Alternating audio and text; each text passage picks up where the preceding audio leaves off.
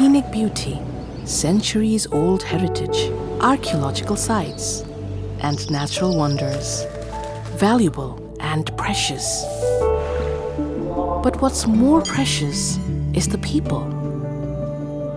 Their honesty, warm nature, hard work, and resilience.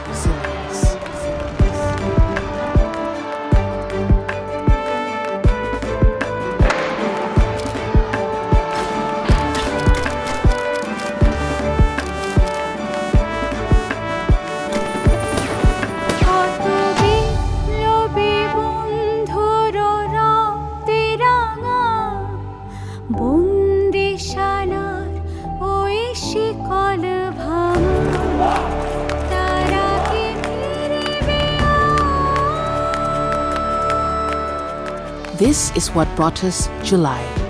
This is what made us stand together and protect each other when the country was literally without any visible police force.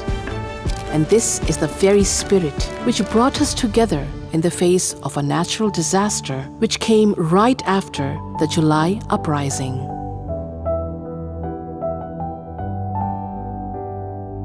This is what makes the world trust our hard-working people.